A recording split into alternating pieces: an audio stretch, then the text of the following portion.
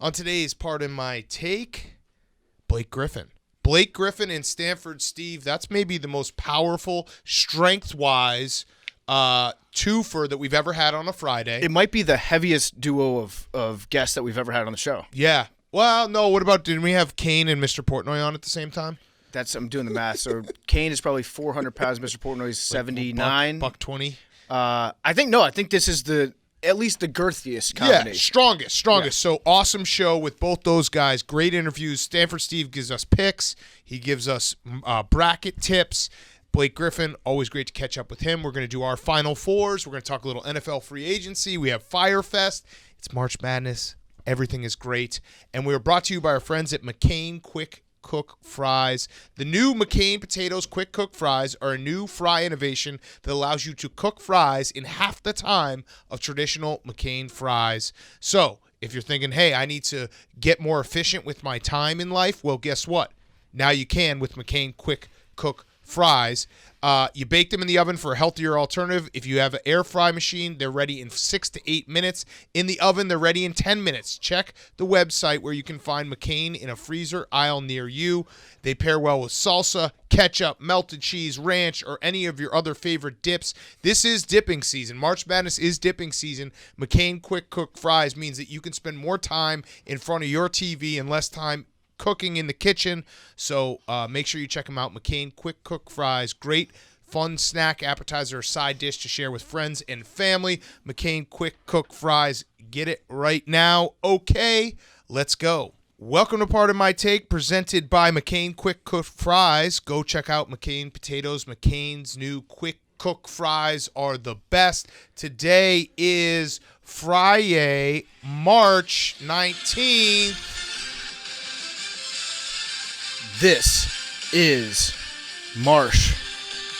I'm so fucking excited. I'm so excited. It's goosebumps. I'm so It's excited. literal goosebumps right now. All my favorite memories in life came in March Madness, and my worst too. I think, honestly, some of my earliest memories definitely, like, when I think back to being a kid watching sports on the couch, and one of my first memories was Christian Laettner's shot, that Duke team, and just having my dad invite his friends over. Oh, yeah, that was actually an implanted memory. I went just like watching my dad snore on the couch while watching basketball. Yes. My dad reminded me I went 31 for 32 when I was like 11 years old, and that was the peak of my gambling life. Yeah. In the first round. But it is. It's March Madness. We're ready to go. It feels great. We're going to do our brackets. We're going to do our Final Fours for everyone here. We have Stanford Steve on with betting tips, bracket tips. We have Blake Griffin on. Before we do that, though, let's talk a little NFL free agency, and then we'll get full-on March. You got me fucked up. It's Marsh. I keep saying March. That was my middle school ringtone. No shit. Yeah. Wait, you had a ringback tone? Yeah, ringtone. It would just say... No, the song. Oh, the song. Yeah, Gotcha. CBS, Yeah. yes. Big J. Of course. All right. So, we're going to do our Choose Your Own Adventure for tonight's games as well, the Thursday night play-in games, the first four. So, NFL free agency. Not a ton of big news. Mitch is now in Buffalo. Good for him. Happy for Mitch. He's amongst friends. He is amongst friends. What? You should be happy that like he's gone to a fan base that will take care of him. It's like rehoming a dog. I know that like dog adoptions are in the news these days. If you could pick a perfect home for him to go run and play and be happy with, I think it's probably Bills Mafia. They'll take care of him. Here's why this is actually a very great move for Mitch in his career is that if he spends a year as Josh Allen's backup, I think that the negative media around Mitch will dissipate, and then next year he will be a name where it's like it's kind of the Jameis Winston, it's like, well, let's give him a try. He was a top pick. He was a number 2 pick. I saw our friend Kevin Clark from The Ringer said he'll go rehab in Buffalo for a while, get his name talked about more, and then Chicago is going to bring him back on a huge contract. I wouldn't be shocked because the Bears, Andy Dalton had his press conference today. He said that he has been told he's the starter, of course. The colors popped. The colors do pop. Yeah, we told you. I started to be nice to Andy. That red hair, when Yeah. when he's wearing the orange, the alternate uniform, it's going to look sick. I'm not. Andy Dalton deserves zero blame. I started to be nice to Andy hashtag. I will never blame Andy Dalton for taking money, for taking a starting job when it's promised to him. It all rests on Ryan Pace, Matt Nagy, and the McCaskies' feet. So Andy Dalton's a nice guy, nice enough guy. Maybe we'll have him on the show again. I don't know. I'm just sad. Whatever. You know what? I'm going to say something even nicer about the Bears. They did this during the first week of March Madness, so my ability to be sad about it was lessened because I have just been so excited. You know when you get like a nervous excitement like rush through your body? I got that 5 times last night just sitting on the couch thinking about how I'm going to bet every single game on Friday. That's the feeling I get when I see the NFL Red Zone countdown clock on Sunday. I'm so excited. All right, other NFL free agency news. Kenny Galladay's doing meetings. Will Fuller's in Miami. That's actually good for Tua. Really good. It is good for Tua. He's a great player, but he still has. I was reminded he's got another game suspension. He's still suspended. Carryover? Yeah, carryover suspension. And he's got at least 3 injuries. Yeah, the football team is getting dangerous at wide receiver. They added Curtis Samuel. So now they've got, I think, the 2 fastest wide receivers.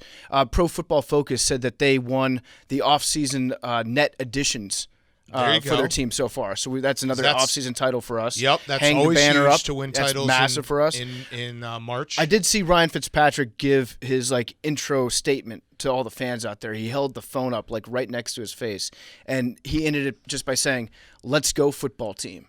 And I mean, you talk about goosebumps. You talk about getting excited for something. I'm very, very pumped about what's going to happen next year. In fact, the entire NFC East is getting dangerous. The Beast, baby. And you're a fan of all of them. You poked the Beast. You're going to wish you never fucked with us. So we got Kyle Rudolph.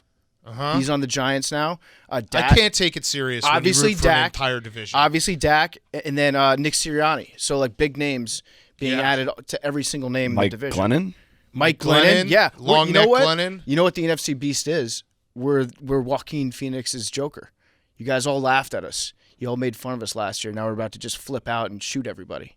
That's a You're great in trouble. analogy. You're in big trouble. Okay, so you're just going to kill some people. Yeah, absolutely. We're dangerous. Yeah. I cannot take it serious when you root for an entire division. Listen, you wouldn't get it if you weren't, if you didn't grow up rooting for the Beast. I wish you would just say fuck the Cowboys and fuck the Giants and fuck the Eagles. That's what. Hey, guess what? Fuck the Packers. Solidarity, baby. Yeah, no, that doesn't fly. Yep. That's not real. It's real. It's real right here. That is not real. What other news?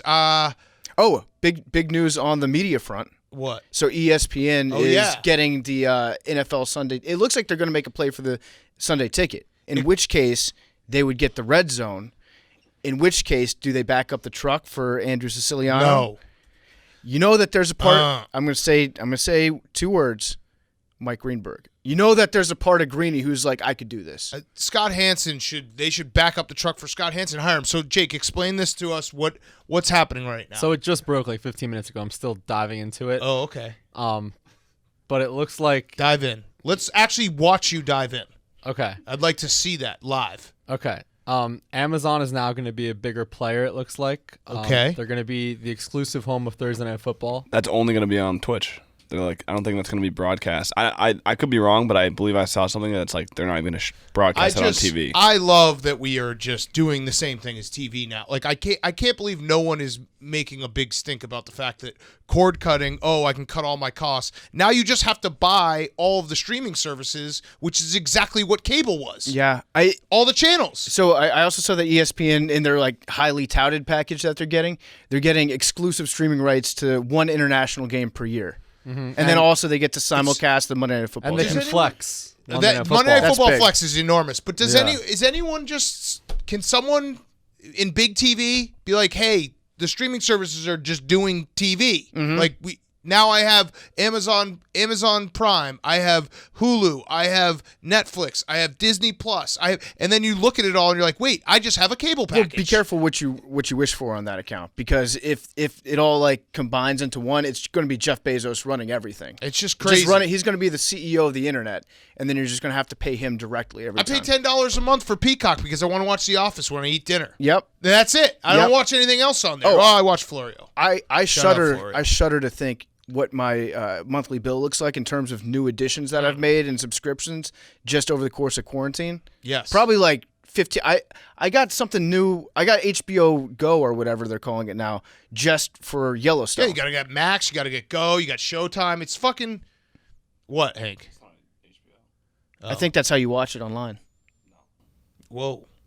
You care to make it interesting? Yeah. Check. Hank's yes, a little groggy yes. right now. Hank spent the No, entire no, flight let's make it. asleep No, on my please, shoulder. let's make it interesting. Okay. Okay. What do you want to bet? Dinner. You have to get a cat. I'll buy you dinner if I'm wrong. You have to get a cat if you're wrong. No. Dinner. Yellowstone available on Peacock, Paramount, YouTube, Sling TV, Fubo TV, Philo. Oh, maybe it's Peacock then. Maybe it's Damn. Peacock. All right, I'm wrong. Say you're sorry. I'm sorry, Hank. All right, let's. So the Monday Night Flex is huge. But I'm grumpy. Yeah, That is CBS and Fox. Ah, CBS and Fox are holding on to the AFC and NFC respectively. which should be that would fuck my world up Yeah. if it was Yeah, flipped. yeah. Sometimes always they is do that weird. because they have to make up from like Thursday. Yeah, night they go games. goofy foot. It's really And, strange. Like Joe Buck Bears does an Lions on CBS or whatever. Yeah. How yeah. much would you pay to have Chris Berman doing Red Zone?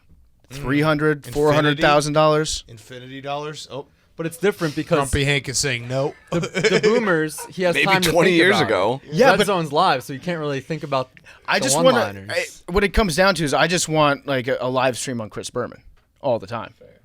All right, so Monday Night Flex is huge. That is enormous. Everything else we'll figure out later, and everyone will complain about it. That's such a future. That's also a classic NFL move to like right before March Madness try to drop some huge news. Be like, hey, everyone, pay attention to us. Oh yeah, NFL tries to. You know what? Roger Goodell has like a little check mark that he puts on his calendar every time. Like every time it's this Thursday or Friday when he gets one NFL media member to tweet out, and this is why the NFL is king. Yes. On a big day for another sport. Hey, steal it all. All right, let's do our brackets. Let's do our choose your own adventure, and then we'll get to our interviews.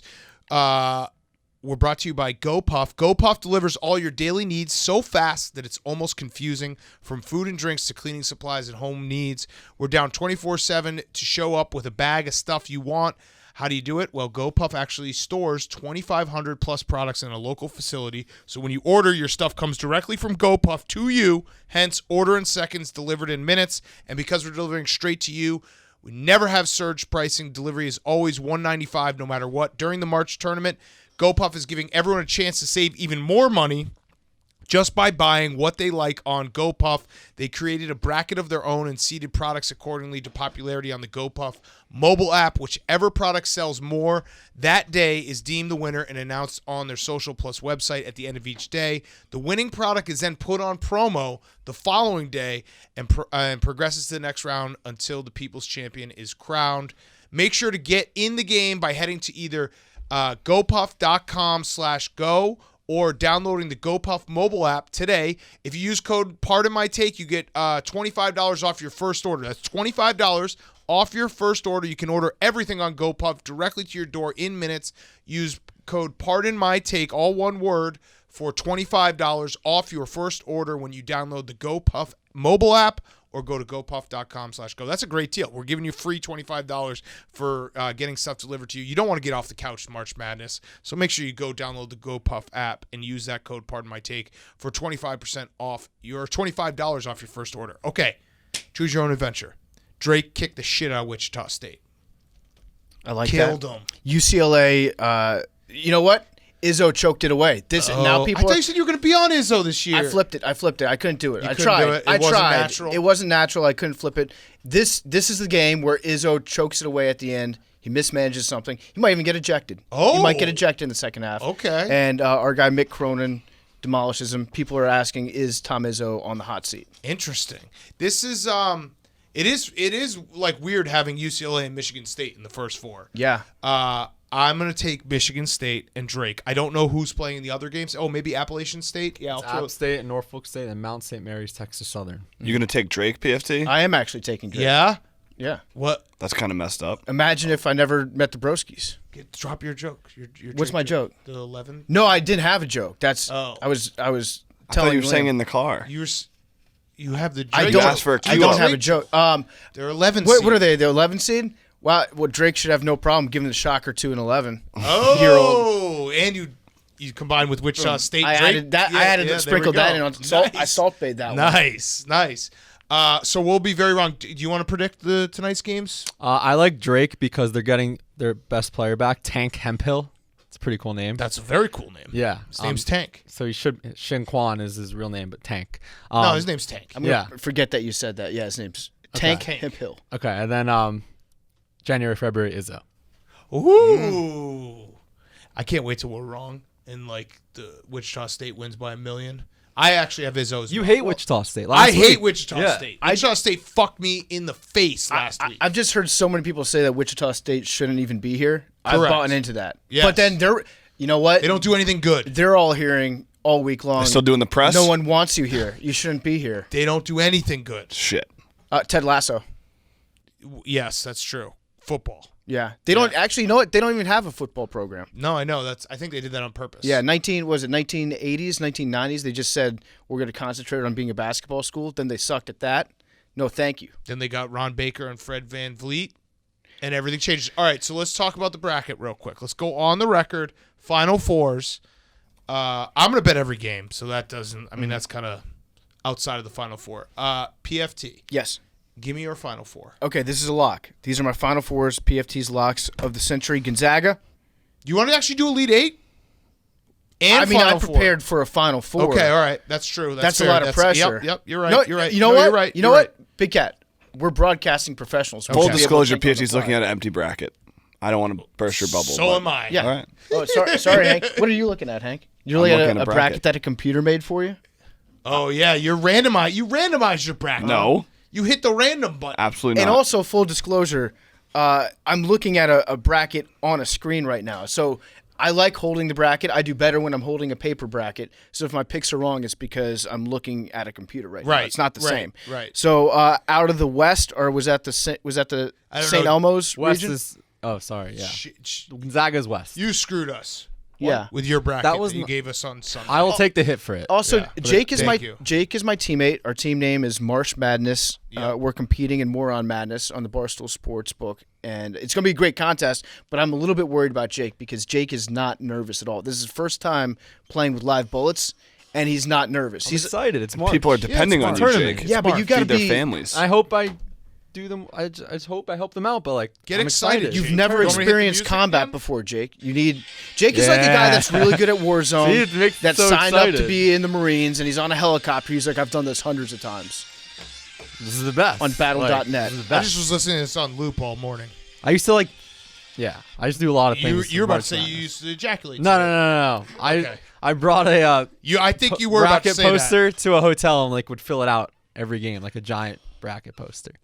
To a hotel? Yeah, like when I would go to March Madness. You had- me and my dad. We have this ritual every year since 2008. We've gone to a March Madness site. So where are you going this year? Yeah, That sucks. Yeah. So real wait, world now. Jake, you Oh, brought I your got own bracket with like the easel, like Andy Katz. Yeah, I have a picture. Oh, let's see it. I love it, Jake. My dad sends it to me. Onions. Find This it. is when they come back into the studio. The kiss. Sorry. All right. On All right, so Broad give us your Global. final four. He'll look Okay, for it. my final four is Gonzaga out of the West. Okay. Out of the East, I'm going to go with. Oh, that's sick, Jake. So this is a true poster that he would bring with him, and they would fill it out.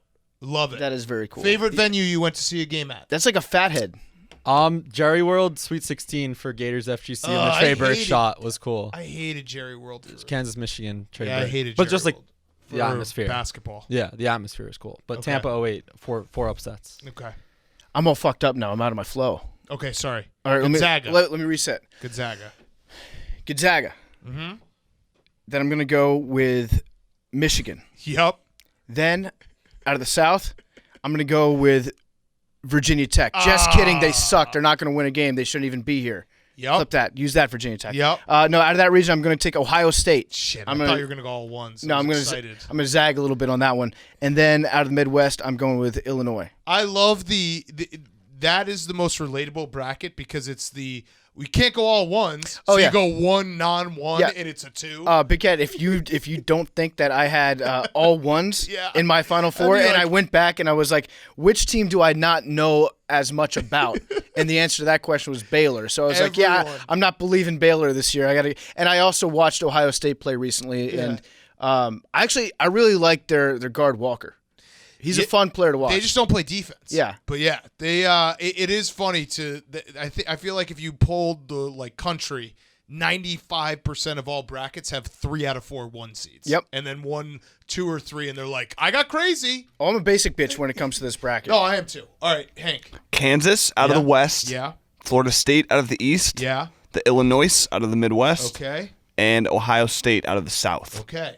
Someone write this down. I like who's half listening right those. now. All right, Jake. Thank you. Gonzaga West, Yeah. Alabama East, Yeah. Muss, Arkansas South, Illinois Midwest. Gonzaga over Illinois. Okay. I'm going to go. I have Gonzaga, UConn, Huskies are back, Illinois, and Arkansas.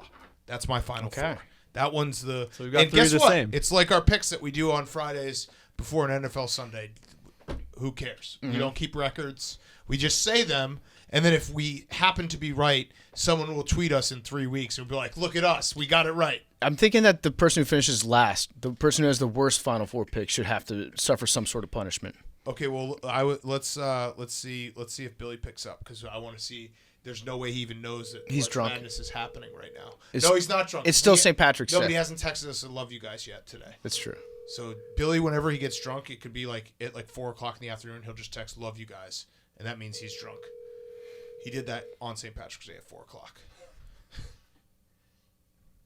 He's not going to pick up, and then he's going to call me back in 6 hours. All right, we'll get his Final Four later because it was the most electric QB bracket of all time. Yeah. His brain is still recovering from that, I think. It needed a hard reset afterwards. All right, should we do our interviews? Let's do it. All right, so let's start with Stanford Steve because he actually gives real tips on the bracket, betting tips. This is the man who went 12 in a row during February on college basketball picks. He knows everything about sports. And then we will hop in with Blake Griffin for our second interview, which is awesome. Great to talk to Blake. Before we do all that, HelloFresh is back. With HelloFresh, you get fresh, pre-measured ingredients and mouth-watering seasonal recipes delivered right to your door. HelloFresh lets you skip those trips to the grocery store and make home cooking easy, fun, and affordable. And that's why it's America's #1 meal kit. So HelloFresh, they basically deliver a box of your meals ready to go. All you got to do is cook. It takes about 10 to 20 minutes.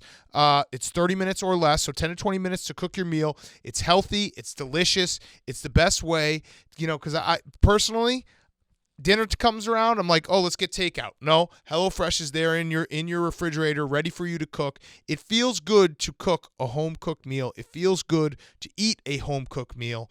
And HelloFresh will help you do that. Over 4 out of 5 HelloFresh customers say HelloFresh helps them lead a healthier lifestyle with delicious low-calorie, carb-smart, and vegetarian options available each week. Get better value. HelloFresh is 28% cheaper than shopping at your grocery store and 72% cheaper than a restaurant meal without sacrificing the quality. HelloFresh offers the flexibility you need with customizable orders every week. You can easily change your delivery days or food preferences and skip a week whenever you need, so it's totally flexible. You're not locked in. That's the beauty of HelloFresh. So go right now to HelloFresh.com/PMT12 and use code PMT12 for 12 free meals, including free shipping. HelloFresh.com/PMT12. That's PMT12 for 12 free meals, including free shipping. So PMT12, do it right now. HelloFresh.com, PMT12 is the code. HelloFresh.com, PMT12 is the code. 12 free meals. I cannot recommend this enough. I actually had this chicken and rice that was delicious last week. So go again, HelloFresh.com/PMT12 and use code PMT12 for 12 meals free on us, HelloFresh.com. Okay, here he is, Stanford Steve. Okay, we now welcome on our very good friend. It is the greatest gambler of all time, Stanford Steve. You can find him on Stanford Steve and the Bear, one of my favorite podcasts. We love the Bear. SV Pod. Wait, is it SVP Pod? P-Pod. SV Pod. SV Pod. What's up with Scott's hearing? It's bad. Yeah, I heard you guys talking about it. That wasn't nice. You guys dropped his name too. He's getting older. Yeah. He's getting older. He's got young kids. Young kids are really loud, and he's trying to get better. We got volume on it, so it's good. He's getting better at it. Is that true, though? New surroundings, new studio. I don't think everything was working well. Yeah. Right, so Big Cat brought that up yesterday. I'm a little bit afraid, should I not be wearing headphones? No, just get your hair out of your ears. Okay. Yeah, But no, that's not going to happen. He told me that, and I was like, that probably is going to happen to me because you spend enough time just sitting with headphones on No doubt. doing these interviews. And then Daily Wager, which you can watch every single day. He had a streak of 11 picks in a row. 12. 12 picks in a row. 12 picks in a row, different days that he was able to get winners. So he knows everything. We're going to talk some tournament. We want to get some picks. Let's do this, though, macro level. Give the people a couple tools or tips from a seasoned gambler on how to win in March. All right, here's number one, and it can't help you for this year. I'm sorry. But as soon as the bracket comes out, you have to fill out a bracket and stash it away until right before the games are out. Because what happens is, I know a lot of people say recency bias. I know some people have like futures now on Illinois. All of a sudden, like they're a hot Big Ten team. Yep. You know, and it amazes me how, you know, everybody just jumps on one team because, oh wow, let's pick the team that won a championship before the bracket came out. Yep. So everybody's gonna pick them. Yep. You know? So you just fill out a bracket without everybody saying right at that point, and then you put it away till Thursday, and then you bet against it. It's really hard to do, but it really works out a lot of the time. I promise you. Did Big Cat tell you that I have a future on Illinois? No, he listens to the show. That's I my listen to the podcast. because that felt like a directly personal I do attack. too. I mean, you're 100% right. That is me. I'm an idiot. I'm a prisoner of the moment in every way, shape, and form. So yes, I wish that we had you on last week to tell us about this strategy. But Oh, hold on. First off, is Hank in there? Is he okay? Oh, yeah, he's Hank's, here. yeah, Stomach's yo. okay? Yes, Yeah, his I'm stomach's great. I'm doing okay. great. Steve, All right, I have a good. proposition for you. I'll tell you after the show, though. I miss you, Hank. I miss you too. I think I have a solution for both of our problems. Oh, Okay. okay. I have a problem now? Yeah, what was his problem? He misses me. That's the. Oh, Oh, okay. I miss him Why don't you say it right now? because it's a proposition. I want to. I don't want to. Seems kind of rude to our Gotcha listeners journalism. that you brought it up. Well, and then you're not if gonna it say works out, then they'll see in the future. just say it, and then we'll bleep it. I was talking to Zach, Steve, Yep. our friend Zach, and he made a suggestion that I should. Back to tips. Let's do tips. So the bracket one's a genius. I wish I had done it. What else can Yeah. What else can we look at, or what else can we say? Like, hey, look for this team, look for that team when you're trying to make some bets. How about coaches' records against the spread in the tournament? Ooh. You know, I look at a team like Syracuse. We know obviously Boeheim's been coaching for 45 years, so he's going to have a couple more data points than other coaches. But, you know, USC's head coach, Andy Enfield, you remember him back at Florida Gulf Coast, 7-0 all time against the spread in the tournament. Wow. 7-0. What about free throw percentage? I always feel like this might just be me making a vast general assumption that's wildly incorrect, but in the tournament, what you are gets magnified. So if you're a poor free throw shooting team in the tournament on the national stage, you get even worse. So I take that into account if I'm betting over-unders and also against the spread. Is there any sort of data that backs that up, or is that just me? Well, it feels like you just want to avoid being on the wrong side, PFT, because if you go back, Georgetown's not in the tournament if they don't go 23 for 23 from the line against Villanova in the Big East tournament. They don't win that game if they miss a free throw. So, yeah, free throw. I mean, I think, like you said, everything gets magnified. Everything's escalated, especially at the end of game. Maybe we look at free throws at the last 2 minutes of the game. You know, who's in the 1-and-1, who shoots two. You know, the fundamentals. You got to be about the fundamentals. I like that. I think free throws matter to me if you are betting a favorite in that 3 to 6, 7 point range. That's where it matters, because if you miss, you know, if you go 1 for 2 from the line, a game that you're leading by 5 can quickly be a game that you won by 2 because of a last second 3 or whatever. Those are the times when I'm like, you got to have at least some good free throw shooters on the floor. Got it. I agree. Are you a good free throw shooter in pickup? Do you guys shoot free throws? I am in your games? actually a very good free I'm throw excellent. shooter. I'm probably 82%, I would say. That's about right. 82%. Yeah. No, I'm 82%. I'm Indoors. Indoors. 19, 20%. I could shoot 82. If you Yeah. gave me 100 shots from the free throw line, I would make 82. That's a contest that needs to be filled. Shit. Yeah, that's, now that I'm you're thinking right. about it, More there you like, go. I'm that's more a like pretty high 78, percentage. That's a 78, challenge. That's 70. a lot of minutes. Yeah, that's still a lot. If That's I get in a flow, I actually I think I'm you can go 78 for 100. Bullshit. Yeah, I can. Yeah. In the right before the snow came down here in DC, I went out to the park on a decent day, 50 degrees, and I was a career 65% free throw shooter, and I was happy. I made 68. Yeah. Yeah, I hadn't that was a done nice that in like brag. 15 years. That was a nice brag with the wind. Yeah, wind factors, a lot of things down. PFT knows the Potomac winds down here. I I'm do. serious. How are you liking the DC area? How's that transition been? Love it. Waiting for you to give me some spots where I could drop your name. Not that we could go anywhere, but once we could do that, that'd be fun. I was going to say, I know all the best Buffalo Wild Wings in the DMV area. I've been kicked out of a couple, but I do know some good spots. And I feel like this is going to be the summer of Steve, actually. Yeah. This is going to be your first DC summer. Correct. Steve, in Arlington, there's a place called Colony Grill. Great pizza. Yeah. It's from Connecticut. I know. That was the joke. Thanks. Yeah. You moved there, and that's all we got. All right. Here's what I'm struggling with right now, Steve. Okay. Talk me through this. There are certain games that, as the week goes on, I'm so much in love with the underdog that I'm starting to think, what the hell am I missing? They don't never make these games that easy. And the games are, I'll list them, and you can give me some quick thoughts. Winthrop is going to beat Villanova. Ohio's going to beat Virginia. USCB is going to beat Creighton. And there's one other. I'm trying to think. But these are the games that I'm looking at, and I have talked myself all the way into the underdog that I now say to myself, what's going on here? It can't be this easy because it never is. I hear what you're saying. I think this is the best bracket we've seen the committee put out in a long time.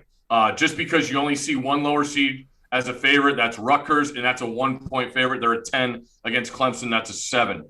UCSB, they have a ton of Power 5 guys transfer. I think they start 4 transfers, a couple Pac-12 guys, one guy from DePaul. Like, they made a good run. They've got a lot of guys. And Creighton in that game, I don't know what's going on in that locker room. Like, they got McDermott back. They went to the Big East tournament. They didn't play well. They got lucky against UConn at the end of that game, and then they just got dismantled by Georgetown. So I don't want anything to do with Creighton. I know Ohio is probably going to get a bump too because you had Mr. Ohio, or is he Mr. Indiana, Titus? Both. I never forget. He claims both. Yeah, You can't both do that. states. Yeah. I think if you're from the Midwest, you get your state, and then one of the states that borders. One of the it. neighboring. You get one. He's Ohio State and Indiana. Yeah, and then Ohio, he knows the coach. My problem was everybody likes to pick 12 over 5s, right? Mm-hmm. And if you look at the 5s, it's really hard to even say, all right, what 5's going to go to the Sweet 16? Because I like the 4s a lot better than the 5s. And I know that they're a lower seed and you're supposed to pick the 4 over the 5s. But a 5 seed to make a run when I look at this bracket is really, really hard. So obviously the 12s are the most picked to go over the 5s. I saw our computers have a 13 Liberty against Oklahoma State. They're actually, with the metrics and all that stuff, they're have a higher probability to win more than any other 12 seed. Wow. Yeah. Okay. And that's not good because I had Oklahoma State in my Final Four. Yeah. I would not have expected that. I'm going against the bots. Okay. What's the deal with the UConn Maryland game? So it's on Saturday. Obviously, your coworker Scott Van Pelt is a bit of a Maryland fan. He's a casual. Mm-hmm. So during that game, if Maryland's losing, what's the protocol for you? Are you allowed to text him? Are you allowed to bust his balls during the game? Or is that going to earn you, like, he's going to block your number if you go that far? Just stop right there, okay? The first thing the whole show staff did was check and see what day the Maryland game is on. We work Friday. The game is Saturday. We had a private party. We forced Scott into work to celebrate that. Let's just say it's kind of a buildup. Like, he's, a lot of pressure. He's in the Big Ten. They're officially in the Big Ten since they won a claim of the chair last year of the title. And he wants to prove his team belongs. And I think they've proved that a long time ago. Even though they won their second game ever in the Big Ten tournament this year. But there's a lot going on because he has a lot of people from work who obviously were Connecticut grads when we were in Bristol. I think there's been a lot of, what do you guys call it, memes or gifs with turtles and dogs and huskies going back and forth. So it'll be interesting. I'm very glad he will be in his own friendly confines of whatever house he will be at that he owns now, watching the game. So the staff is very happy that Scott will be in a safe place watching this Terps by himself. This is a no-fly zone game. So I during the regular season, if Maryland is struggling at halftime and I know Steve's working, I'll do a thing where I FaceTime Steve and be like, hey, was wondering, like, just ask him for, like, almost like a neighbor going over for a cup of sugar. And I'll be like, hey, Steve, just wanted to check in. And Scott will be, like, sitting in the room and be like, fuck you, like, I can't believe you're doing this. I would never in a million years think about doing that for a tournament game because he takes it that seriously. No, yes. He will. The other night on the show, we ran back the last time UConn played Maryland in the tournament, 2002. Unbelievable game. Elite Eight game at Syracuse. Karan Butler's on UConn. Pros all over the floor. And he remembered every single second of the game, every shot that went up. This is the biggest shot of the game, this, that. So he is, let's just say that he loves his school more than you love yours. Yeah. To anybody out there. I don't care what you say. And getting to know people down here, they're a very emphatic fan base. And they love their flag. Yes. It's amazing how much they love their flag. That's all. That's Maryland. Like Maryland they've got the Terps, and they won a title in 2002. So they love that. Old Bay. They carry Old Bay seasoning with them everywhere. Which, by the way, I'm in favor of that. Old Bay's delicious. It's worth it. I want to be the person that does that. And then they have the flag. They've got. But they also have I'm trying to figure out what their favorite animal is because it's like they're turtles, obviously. But they love crabs too. Yeah, I think it's got to be the crab. It's either the crab or like a deer that's standing on the side of 495 because that'll shut down. I drive by a lot of deer, dead or alive, on there. The public works system is not great down here. There are dead animals all over this place down here, and it's been something to see down here. Really eye-opening. Driving home at 3 a.m. You are right. Scott does love Maryland more than anyone loves their school. So give us some other games you're looking at. You know, everyone should listen for all your official picks on Stanford Steve and the Bear. But give us a few of the games you're looking at, a few of the matchups you're like, this doesn't make sense, or I like this. It feels like everybody's saying LSU is going to beat Michigan. I would be wary of LSU against St. Bonaventure. St. Bonaventure is a really good team. Had the COVID break early in the season. I want to say they played the most games from the start of February to the end of March. They won their conference tournament. But LSU, everybody watched that game more, that the LSU run against Arkansas. And then they lost a 1-point game, an unbelievable game to Alabama. So I would be wary there. It feels like the public's on that. In the play-in game, we're doing this Friday. Yeah. That's what I'm saying. All right. No, say it. Tell us, because then you'll look like an idiot. You're Mr. Plan. Yeah. Go ahead. I feel like the world is going to take Michigan State. Okay. January, February. The other saying. So I'd be wary there. I like Syracuse. I think the zone is real. I've watched a bunch of them late in their year. I know the saying is, they're playing their best basketball at the end of the season. They got beat at the buzzer by Virginia, who didn't continue because they had a COVID break. But Syracuse is a team, especially in a year like this where nobody really played out-of-conference games, that zone can be an MF-er to you. And I think they have athleticism. Boeheim's been out of his mind. Doze is really good.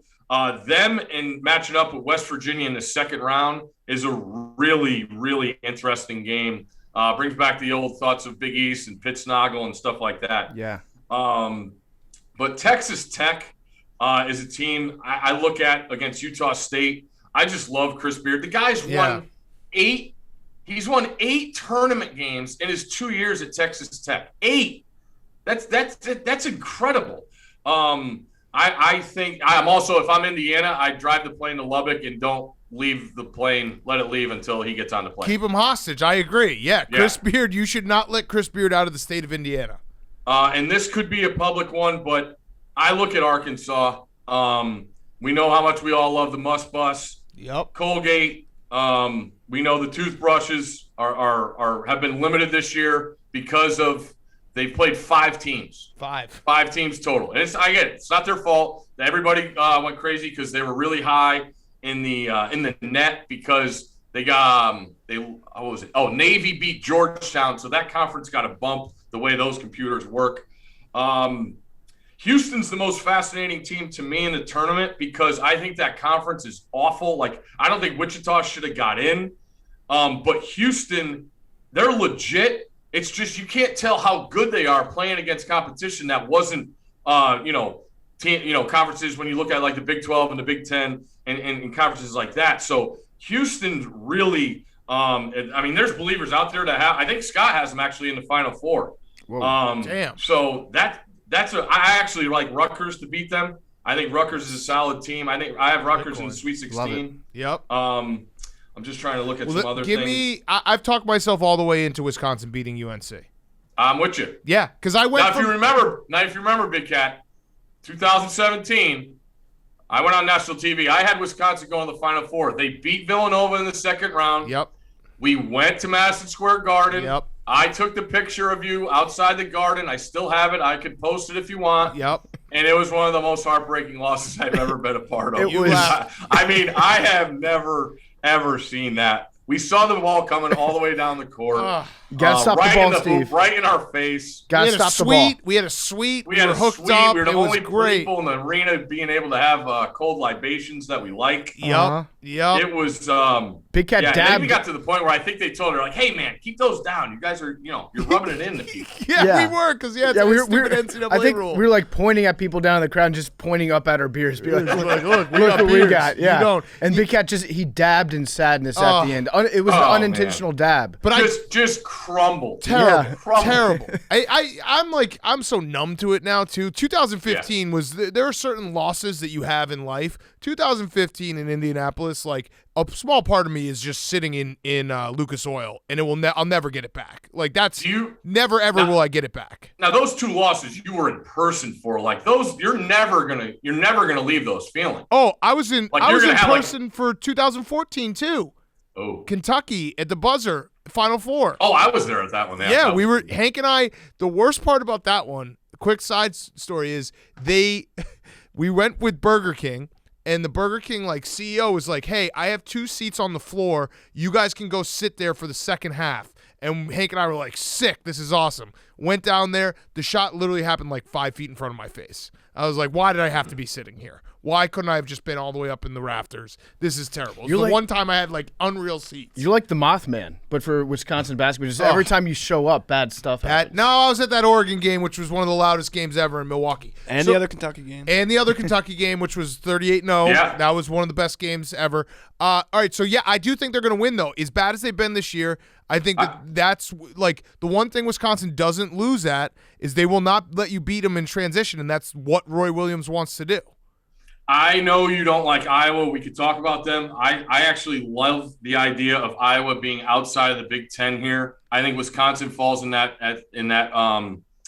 realm too, just because of let's face it, they're not going to beat you with one-on-one ball. And in the Big Ten with Wisconsin, teams scout each other. They're not going to hide stuff and try and be with it. Like they're just going to come out and play. And the matchup I do like with Wisconsin is their veteran guards against Carolina's inexperience at the guard position. Now Carolina's got some big dudes up front. You also have your guys. That's a really, really interesting matchup because when you look at that, the winner will most likely get Baylor, who plays Hartford. Shout out Neighborhood.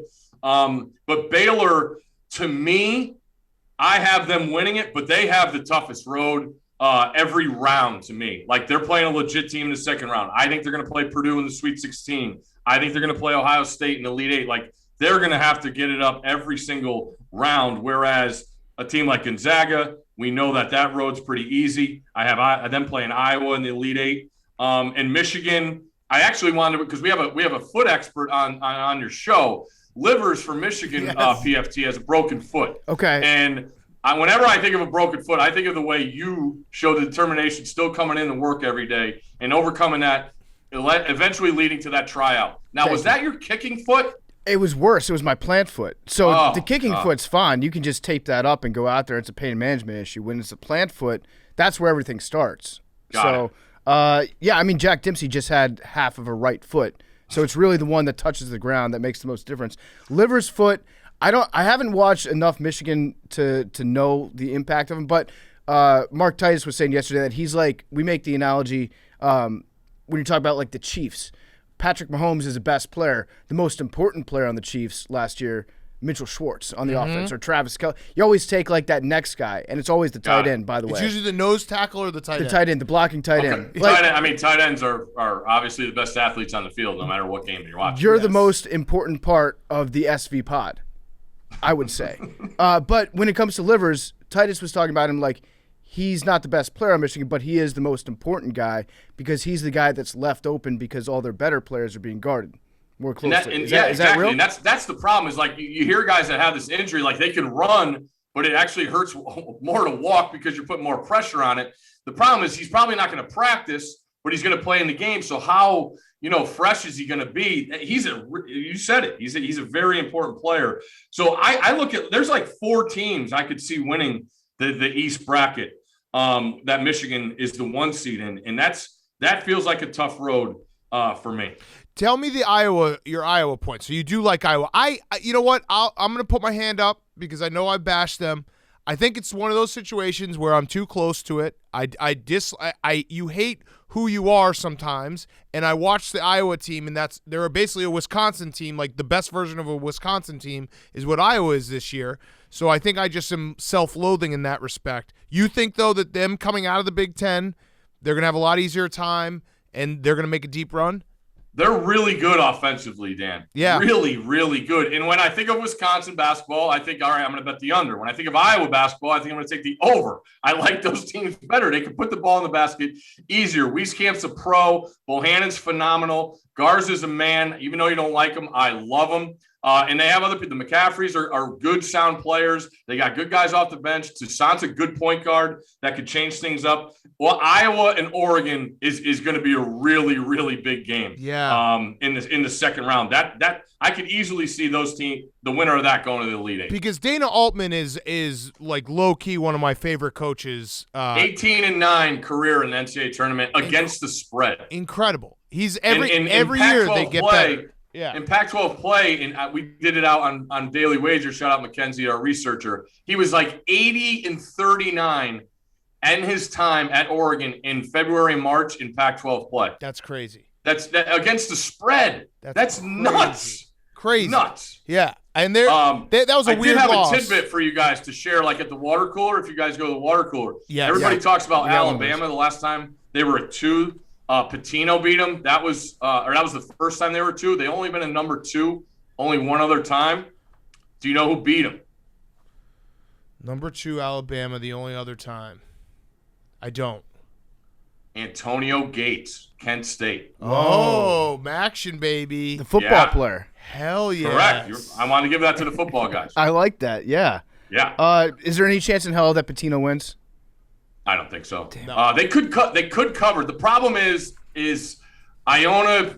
No, I mean, I think they played one of the least amount of. I mean, they played 17 games. Yeah. This year. They're fresh. They're going to play that Pitino, run and jump, hectic style. The problem is, what are they going to do if they go behind? Alabama shoots threes and they dunk. And they'll probably have the advantage at every single position on the floor. So Iona, in a trailing idea, I think they have to play with the lead, but that's really hard to do against Alabama because they do a great job of making you play their style, which is helter-skelter, shoot threes, and dunk. And they also have – Alabama is one of those teams. It's always odd when you see an up-tempo team take a lot of threes. They play great defense. And that's you kind of miss that part because their offense is fun to watch when it's clicking. Correct. Yeah. Give me a 15 seed that there's always one that like it looks like they might force overtime or they play closer than they should, and at the end of the game it's like a 2-3 point game. What 15 seed is going to give a 2 seed a scare? That's a good one. I would probably, if I had to take any, how about the other way? How about the other way we go, what 15 seed is going to get blown out? Okay, sure. You like that? Yeah. All right. Well, I'll give you both. Cleveland State is the number 1 team ranked in the Ken Pom luck factor. They've won a ton of games close. They had to go to triple overtime in their quarterfinal of the Horizon League against IPFW, where I think actually tournament games are being played. They're getting 20 from Houston. Houston destroys bad teams. I would look at that as my blowout of the 215s. And even though we talked well about Iowa, Grand Canyon's one of the best teams against the spread the whole year. Now, they don't play in a great conference, but they could – I mean, I was gotten better defensively, but I don't think Grand Canyon will struggle to score. So you like obviously having underdogs that could score. Maybe Grand Canyon or Roberts against Ohio. I like Ohio State. I think they have everything, especially if the games were only 36 minutes long. They might be undefeated, and there'd be more talk about them. But I would take Grand Canyon to cover out of the 15s. Yeah, the Houston point is a good one. When we talked to Titus yesterday, I just literally looked it up.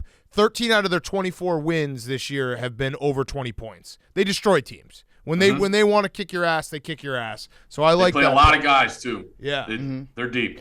I've always wondered about Bad Beats, the segment that you guys do on the Nighttime Sports Center, because I love watching it, especially on Monday nights after football is over. Do you really watch it? I actually do. You watch the version on Twitter? No, do you stay up? We get your rating? Here's what you get: my one rating. I leave it on. You get my one rating on the TV as I'm playing Warzone in the fourth quarter of the NFL game. So it's on there. But so I've always wondered, like, especially when it comes to basketball, see, there's so many games. What's the process like in determining if your personal bad beat gets on the show? Because I can tell that there are some that you bet that you're really pissed off about that might not be as bad a beats as some of the others, but you're so mad because it happened to you. So do you have to like submit a bad beat and then you guys both vote on it together, or is there like a tie-breaking vote that allows it onto the show? Well, let's just say we have a show staff, okay? And now we meet, mid-afternoon before dinner time, and then I'll go on Daily Wager at 6 o'clock and then come back to our office studio. We have a Zoom call set up at Bristol, and all of a sudden everybody's rooting against the team that I picked on the show. So right away they know exactly what I have, and it really got tenuous during the win streak I had of Best Bets, where everybody's like, you hear the quiet yes, on a layup or an and one, and I'm like, what? Like, people are really rooting against me, and then they're like, oh no, we just thought you would, you won a lot in a row and you would lose. But the protocol is extensive. We have, this younger demo that you guys are big with are absolute degenerates. A couple of the worst beats we've had is soccer. Like, I would never even know the soccer guy. I know Dan's a big soccer guy now, but like the soccer, those are obviously during the day, so they'll come to the show meeting with the soccer bad beats all ready to go. But yes, I would guess the process would be to get the best reaction from both guys that are sitting there on the desk doing them. I still remember the first year we were doing it, Scott had like UMass in a college football game against like Toledo. They were playing at the Patriots Stadium. He was watching it on his phone. It looked like an extra point went in. They called it. It didn't. He lost because of that, and he was just screaming his head off because the reception on his phone wasn't good. But that's him. Yeah, and that's a whole different level. Sometimes I'll send you mine directly because I do think I've always been a proponent that everyone needs gambling friends out there. Steve is one of my gambling friends. You need the guy because most people don't care. Let's be honest. They don't really care about, the poker hand you lost or your fantasy football or the bad beat, but there are certain friends that do care and will be a sounding board. So sometimes I will give you, I will just text you and be like, I can't believe that happened, knowing you've been there. It's important. Mental health. Very important. Very important. It was actually, I was thinking of you, Dan, when I think of bad beats, I always think of conference tournament week because way back, I don't even know what it was, 7-8 years ago, Big East tournament, I'm at Madison Square Garden. And you know how they have the sports ticker up top and you're looking at the scores. And I remember before going into the Garden at the bar, I bet Wisconsin, Penn State over in the Big Ten tournament. And I remember looking up at the score and I'm like, 36-33 halftime. All right, good. And then like 20 minutes later go by, I'm like, oh, that wasn't an H, that was an F. That's 36-33 final score. Final score. It was and incredible. And the over was like 110. Incredible. Like, it wasn't even close to that. So not even close. I remember that game not so even well. Close. I believe it was 36-33. It was 36-33 because Wisconsin had the obviously the Kaminsky years kind of changed things, but there was that stretch where they were good for at least once a March, whether it be Big Ten tournament or in the NCAA tournament, where they would go, no joke, like 10 or 11 minutes without making a field goal. Then you just expect them in Michigan State 2000 Final Four is the worst Final Four game ever. No, No. What about Yes. the national championship? UConn Butler. That was the. You can't. Yeah, that was pretty bad. It was pretty bad. I think Butler shot like 17% from the field. I mean, the Villanova win Yeah. was pretty bad too. What? The Villanova win back, 2018? Yeah, but at least Oh, they yeah. made it nice. Michigan. Yeah, I mean, at least they were on fire. Yeah, right.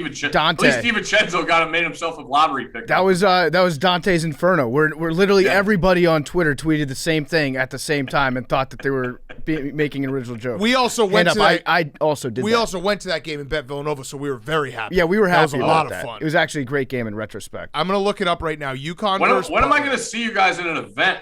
Dude, we were again? saying Because that. Yeah. I was thinking the last time I saw PFT, he was challenging me on Bourbon Street at 4 a.m. to get in a 3-point stance because he could out leverage me. And then in one of the most miraculous recoveries, I believe an hour later, he was sitting down interviewing Ed Orgeron after he won a national championship. Yes, that was. Very drunk. I still think I could tackle you, Steve. Yeah. Oh, Honestly. you could definitely tackle me. Yeah, that's all I was saying. Like I might end up hurting myself in the process, but Yeah, but I if you're could going to get you sign up down. for 60 minutes, we're going to go 60 minutes. that's true. Yeah. All right, so here it is. UConn Butler. UConn won by double digits. Yeah. They shot 9% from 3. They won by double digits. Butler shot 18% from the field. The final score was 53-41. That was the worst game in the Final Four national championship ever. Yeah, I still hold it against Kawhi Leonard and San Diego State that year. They were the best team, and they failed down the stretch against Kemba and that Husky team. That was I thought they were the best team that year. Shout I know out Kawhi probably still thinks about it. Yeah, shout out Matt Howard. Remember him on Butler, the big Yeah. white guy? He went 1 for 13 in that game. He just kept on shooting. Was that the that was a big undershirt guy, right? Yes. The giant, Yes. the biggest Yes. undershirt. That's Just kept on going. Steve, that's what I'm really excited about this year. Can you give me like some undershirts to look out for? A couple years ago I made like an all undershirt team in the history of the tournament because I love that when those come out, like the really skinny guys with the pointiest elbows that wear, the triple XLs. Is there anybody that comes to mind when I say that? Oh, not really. I mean, it is a really big pet peeve of mine because Anthony Davis, who's obviously an MVP candidate in NBA, like he's a top 5 whatever paid player, champion. He can't wear a shirt that matches his jersey underneath his jersey. It drives me crazy. They wear the gold jerseys, he wears white shirt underneath. They wear purple jerseys, he wears a black shirt underneath. Like you're the Lakers, man. Get a shirt that matches underneath. Yep. I agree. All right, let's leave with this. So Stanford Steve, everyone go check out, like I said, Stanford Steve and the Bear. Great podcast, college football. They're going to have a tournament preview. SV, how do you say it? SV Pod. Did you talk? Did you? I tried. SV Pod, which is also great, our good friend Scott Van Pelt, and then Daily Wager every day. So, Steve, give us your national champion, and maybe give us your Final Four if you got your Final Four. I do. We're going to go Zags. We're going to go Texas, Baylor, and I'm going to go Oklahoma State. We'll ride the freshman Cade Cunningham. He's proven how good he is, even though I would rather have Jalen Suggs than Cade Cunningham from Gonzaga. And I have Baylor beating Gonzaga. Okay. Wow. Baylor beating Gonzaga. Interesting. Do you really believe that, or is this? Yeah. Are you doing a coward where it's like, if you say something different, we're going to talk about it more? No, I don't believe in that. The You don't? game we didn't get, right? Exactly. I actually had a bet on Baylor, and I think they were getting 4 Yep. against Gonzaga, and then the game got postponed. But I think when you watch Baylor, they just have it all to me. Like they came out of COVID, they played Iowa State, who was obviously terrible this year, but they were down 17 in the first half. They didn't blink. They went to they didn't start jacking threes. They went to the hoop. They got and ones. They buckled down on the defensive end. They could guard every position. I love their guards. The biggest issue, and it goes full circle to one of PFT's first questions: free throw shooting late in games. Yeah. It's one of my. It pains me to see these teams, play so well, so late in, and then they blow it late in games. It's obviously a huge factor that will be a deciding factor in plenty of these games. We know that, and it's just crushing to see teams lose their seasons like that. I like Baylor a lot as well, and I think like if you look at their adjusted defense, it's not in that top 25 that everyone points to, but I do think that they turn up the defense when they need to. Yes. And they do I like teams like that where they can start a rally by playing better defense, not by hitting shots. Correct. Yeah. Correct. And that's how you got to do it. Especially if you're going to be down in games, knowing what's at line, and there's only 40 minutes. I do think probably Gonzaga and Ohio State have the easiest roads to the Elite Eight. Yeah. Okay. I agree with that.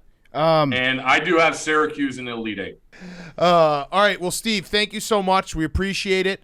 Best of luck betting, and we'll talk soon. You guys are the best. Thanks for having me, man. I appreciate it. See, Steve. Thank this so it makes it look like we were super nice to you. Happy birthday, Blake. How old are you? Thanks, man. I appreciate it. Yeah. Thank you. How old are you? Wait, 40? The big 40? Wow. Oldest guy to dunk when you do it again? I will be. Yeah, I think so. Okay, let's start recording. All right, here we go. That was supposed to be us being nice, and it was not. It turned into like sort of a roast. Yeah, we like, double. How old are you? Well, how old are you? 40? Do you ever dunk? Well, Blake, we have some beef, unfortunately, and I think we have to discuss that. You probably Here- know what the beef is Here we already. go. But Let's do it. Yeah. All right. 3, 2, 1. All right. We now welcome on one of our best friends in the entire world. It's Blake Griffin. a very good friend. Blake of the Year. He's got a new show out on True Yes. TV. It's out today. We're going to run it on Friday. It's out today.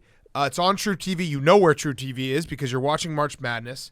It's called Double Cross, where it's a prank show, but he's pranking the pranksters. And I had an epiphany this morning. I was coming into work, and I was like reading up about Double Cross, and I was like, oh, shit, that's what Blake was doing because PFT and I fashion ourselves pranksters. So when we read the article, 36 podcasters recommend their favorite podcast, and Blake Griffin, The Pursuit of Healthiness with Blake Griffin said, armchair expert. I was lucky enough to be a guest last year and was completely blown away at Dax Shepard's ability to lead all his guests to a place of candid honesty in such a wide range of topics. That was you pranking us. Yeah. You got me. You just got double crossed. Oh, you got me. Damn, watch well, it on True TV. Guess what, Blake? I got news for you. Give it up, everybody. Hey, great work, team. Had a whole team put that prank together, and it was sort of a slow roller. Yup. I had to make sure you guys saw it, and I wasn't sure you would, but I knew it. Here we I are. thought it was. Yeah, like we are. when we talked about it on the show, I was like, wait a second. Yep, we're double crossed. Blake wouldn't do Yeah. something like this. But Blake, what if I were to tell you I've got news for you and you don't actually have a television show? Our friends at True TV have been fucking with you this whole time, being like, Blake Griffin, yeah, he's funny. We'll give him his own show. And then the cameras weren't even rolling. Nope. No footage. Ashton, get out here. I Ashton. should have seen this. Damn, we're double I crossed. should have seen this coming, man. There was no cross. cameras the whole time we were filming. I was like, where are they? And they were like, oh, don't worry, they're all hidden. Uh-huh. But turns out they weren't hidden. They just weren't there. Yep. Are you worried that you might get double crossed though? Or triple crossed? Yeah. I got my guard up now. We filmed these episodes, and I was just kind of like checking everybody out. And there's like 3 or 4 people in the crew that I think are kind of sketchy. So like they might try to get me, but I'm ready. So now that you have a prank show, you realize you can do this with everything. Like you can say that was just a prank when I wasn't dunking for over 2 years.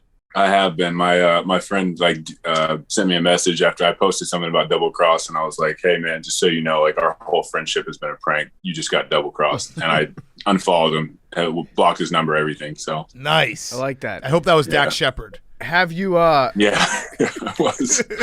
have you actually dunked in practice yet? I saw that you're getting back into shape. You haven't done 3-on-3 yet.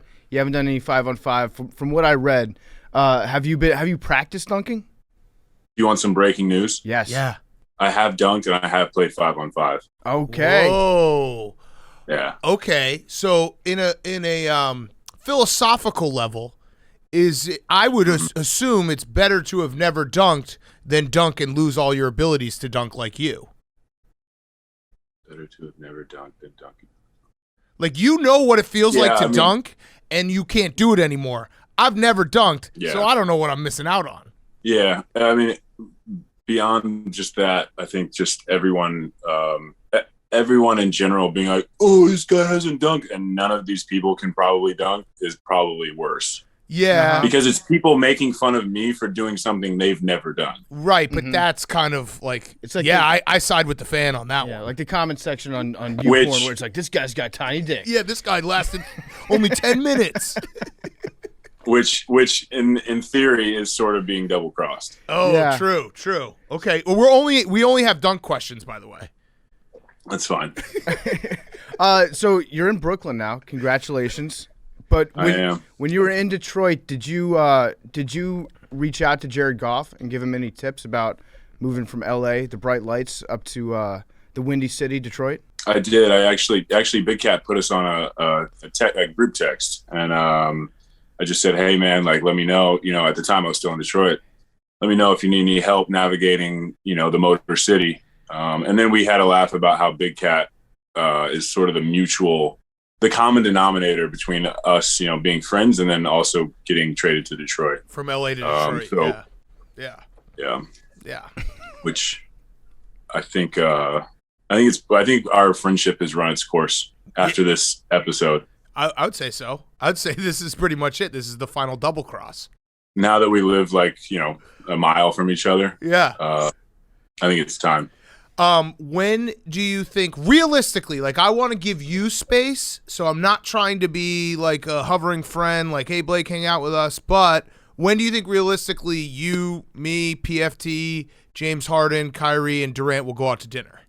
Well, we're about to leave today for a road trip. Okay. We come back just for a day, go on another road trip, and then we're back for like a couple weeks. Oh. So there's a good chance in a couple weeks that we're all at like or like what's cool, Catch. Catch, yes, Yeah, catch. Catch. Yes, yes. That we go to Catch and just like really blow it out, like bottles coming to the table.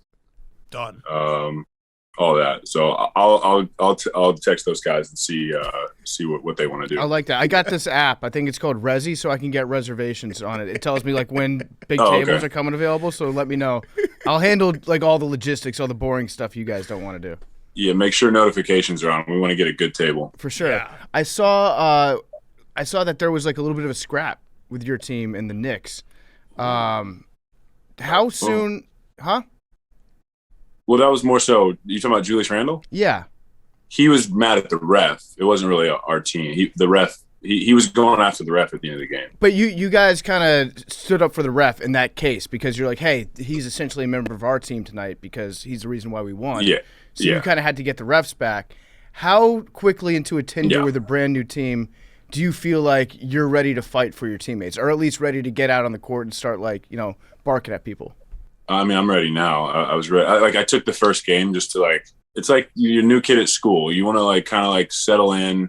But if somebody steps to you or it's your turn at lunch, you got to prove yourself. So I don't know. So far, it's just been me trying to impress my teammates for the first week. Mm-hmm. And hopefully I'll settle into my normal self after that. What did you and Steve Nash talk about with that picture of you guys sitting and eating lunch? Everything. Yeah. Philosophy. A little bit of basketball. We talked about the Brooklyn Bridge. It's pretty impressive. It's pretty yeah. impressive. I'm actually looking at it right now. I have a great view of it. Yeah, we talked about everything. Some of the stuff I can't talk to you guys about, obviously, but we hit a little bit of everything. I saw the subtle flex with the shoes too. You had what was it? The Jordan 4s. What were those that you were wearing? They were nice. Yeah, I don't know. I The can't Union remember what LA. shoes I had on. Yeah. I can't remember which ones. I don't know if they're out yet, so I don't know if I can talk about those. So yeah, I'm not sure. Those are sick shoes. Do you ever have to actually log on to the sneakers app like the rest of the plebes, or do you have a direct line you can call for any shoe that you want? Well, for Jordans, I get all the Jordans. I've been a Jordan athlete for 8 years, so I get all those. But if you want some special shoes, I mean, I don't have the sneakers app, but I might look into it now. Was that a plug? No, I catch L's all the time. I'm just curious, if you're a professional athlete with a shoe deal, do you still have to go through the grind that everybody else does? Or are there different levels where you if you're an all-star, you get the black card where you can just call up a number and get whatever shoe you want? You have I have like a Jordan rep, and I just hit him if I need a pair. But the cool thing about Jordan is they send you everything that's like coming out. Like the next month, they send it to you the month before. So every single shoe that Jordan releases, you get. So I mean, what size are you guys? No, you've done this. No, 11. you've done this before. 11. I'm not going to follow it. Nope, I'm not going to fall for Did you not get those shoes that I sent? No, we No. didn't get those. Well, It's a double weird. cross. I was wondering, so your Jordan rep, did you notice that he maybe didn't respond as quickly ever since you stopped dunking? Actually, yeah. Now that I think about it, I haven't heard from him in a while. I mean, Air Jordan and you literally can't get off the ground. I gotta dunk, man. You have to dunk. It's going to be awesome. Do you know how awesome it's going to be? It's gonna be sick. Floor blade. First basket ever. Yeah. You should cherry pick, honestly, until you dunk. Just be like, guys. That's what Steve and I were talking about. I was like, listen, I was promised that I could cherry pick and get a dunk for my first dunks or first play. So we had a whole back and forth on that. Right, because like you can dunk, right? Like you can actually still do it, right? I don't know. I guess you'll have to tune in and find out. Like I just Double-crossed. I assumed it was just a very long set of events where you didn't have the opportunity, but you. Well, okay. In all can. seriousness, let's really talk about this. The whole thing is like, oh, Blake hasn't dunked since 2019. My last game that I played was in December of 2019. I didn't play a basketball game for an entire year until this season started. So I played 19 games this season. Mm-hmm. So it's been 19 games. So when everybody's like, oh, it's been 400 days, it sounds crazy. But really, it's been 19 games. Right. But how many days? 19 days. No, how many days since your last dunk? I don't know exactly. It's 467. Oh wow, that's a lot of days. Like over a year. Damn. Yeah, so I got to dunk, man. You have to dunk. Like people are coming at us now. You'll get a dunk. We get the residuals too. Like you people are like, yo, you guys can't even dunk anymore as a podcast. And we're like, no, we can. We can dunk. Don't worry. We'll dunk when we can. Just wait. Blake, you remember when you came to the office to celebrate Blake of the Year? I had those isometric shoes, the calf shoes. Yeah. I can send The you dunk those. soles. Yeah, the dunk soles. I can send those to you if you want. They definitely helped with my vert. Yeah, send them to me. What size are you? 10.5, 11. Oh, I know that. I knew that from when I sent you guys shoes. Yeah, when you sent the Jordans. Yeah, maybe send them. I'll try them on. I have a real question. Yeah. All these have been fake questions. Double cross, no big deal. Double cross, True TV. This is the greatest promo interview we've ever done, by the way. Thank you. So you sign with the Nets. I always just assume great players all know and hang out with great players especially in this day's NBA, AAU culture, whatever. Did you have a relationship with KD, Kyrie, and James? Did you know them? Have you hung out with them? Yeah. I mean, I've known those guys for forever. James and I were the same high school class. Came out the same year for in the draft. KD, I played against KD since I was in high school. I've known Kai since he came in the league. I was actually working out a lot with Kyrie and KD last summer.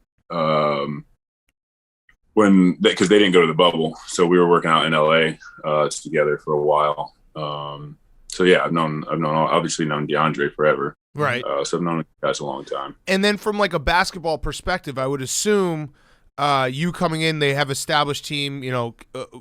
Are you is your role gonna be different? I would assume it's different, but how are you getting ready for that? Because we've talked to guys, and we talked to Chris Bosh when he was with LeBron, and he's like, yeah, I had to play a little bit more off LeBron instead of being the guy that I was in Toronto. Yeah, I mean, I'll be playing off those guys, but I think at this point in my career, my game I can sort of do those things. And when I was in LA, I was setting screens for Chris Paul. I was short rolling, getting sort of being facilitating to the other side or allowed to DeAndre or attacking the rim. Now at this point in my career, I can pick and pop a little bit. I can short roll. I can space in the corner. I can space in the wing. So I see myself sort of fitting in somewhere in there. And as I play games, that'll sort of develop. But yeah, I mean, it's definitely a different role. Right. especially than on the Pistons, where I was like a ball handler for a good majority of the game. But I've done both, and I feel confident doing both. So I'm excited to like finally get out there. Are you concerned at all that there's just one ball? Yeah. See, when I originally signed, I didn't realize that until somebody tweeted at me and they were like, "How's this going to work?" And I was like, "Oh, shoot." and so, it definitely made me rethink my choice. But, here we are. I'm stuck here. It's really funny to because that is everyone's take when they saw the original KD and Kyrie, and then James Harden gets added, and everyone's like, "There's only one ball. How's it going to work?" Well, it turns out they're really fucking good basketball players, so they can figure out a way to make it work. Yeah. And it's like last night, James had 15 assists. Right. Like, and also he's I don't know what he averaged in Houston, but like 9 assists, like that's 9 shots for somebody else. Right. How does he look? When you saw James Harden, were you like, he's in better shape than I thought? Or were you like, this is exactly what I thought about James Harden? No, so the pictures that we've seen, like, I actually think it's the warm-ups and the multiple layers of clothing, because everybody wears like a tank top, right? And then you wear your jersey, and then you wear your warm-up shirt, and sometimes a long sleeve. So you got 4 layers going on. So like, it's deceptive. Yeah. I actually That's think my problem. My theory is that he's got a twin, that he's got a fat twin out there that he keeps overweight just for situations like that, where he's like, okay, you go out there and play because I'm trying to get out of Houston. I'm trying to get to Brooklyn. So you go out there, you stink it up for a couple nights, and that'll solve the problem for all of us. So keep your eyes out for the fat James Harden twin. That was a long play because we've never seen the twin until December of this year. So he really kept that in his back pocket. There was that playoff game. And there was also that video where he was at like a festival. Yeah. And he saw like Junkyard James Harden, and they looked at each other. There's a fat twin out there. Yeah. Oh, that, yeah. Yes. Yeah. That one. A lazy podcast would ask you, who's your best friend on the Nets? I'm going to say... who's your biggest enemy? Who's low-key your best friend on the team? Low-key? Yeah. That's like just such a messed up question. Like if you went to a new school and you ask somebody who's your best friend after like 6 days, like it's embarrassing to say I don't have any best friends yet. Like I've been trying, but it's hard. It's hard when you're not playing, you're on the bench. I sit next to TLC on the bench. So, we cracked a lot of jokes. He's a good guy. Landry Shamit's locker is next to mine. So what about DeAndre? I mean, you guys literally went to elementary school together. If we're doing this analogy, I thought you said low key. Oh, low key. Yeah, so low key. he's your high key. He's answering the low key question. He's your high key. Who's your biggest enemy? Right now, Gravity. Okay, good answer. Really good answer. I remember before the season started, I think it was Kyrie was saying that there's going to be like a fluid rotation of coaches and people that are kind of like taking the lead on instructing the team. Has it been just Steve Nash as your head coach, or has there been a day where it's like Kyrie walking everybody through Kyrie's vision of the team? So far, Steve Nash has been the coach since I've been here. But I will say this in all seriousness, like, and this is kind of how we were with the Clippers, and you kind of just forget when you're away from like players like this, like our team is so like, it's so many veterans. It's like James and Kai and DeAndre and Katie when he's back, like just have so much experience that it's a lot of players like governing or like kind of working things out as well, and Steve does such a good, what I was really, really surprised is he does such a good job of like letting the players talk through something. And then when he has something, he says something, or, it's like a sort of a discussion, and it's not just like, hey, we're doing this, because ultimately like we're the ones that have to do it. And I think he puts a lot of trust in those guys to like sort of figure it out, talk it out, and get to that point. Because I mean, James and Kyrie and DeAndre, their like IQ levels are very, very high.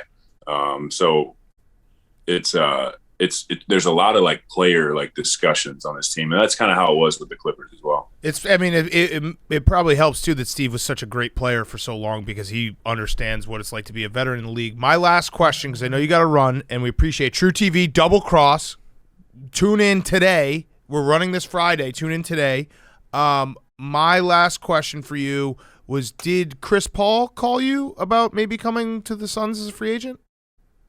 The Suns weren't on my list, so I never really got that far. You had a list. So he didn't call you? I had a list. Yeah, no. He did not. But Trouble in why? Paradise? Why? Why would he call?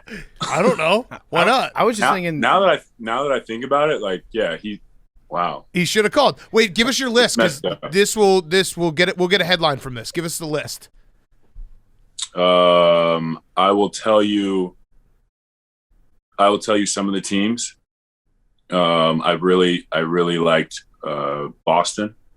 Mm-hmm. I really liked Golden State. I really liked Portland.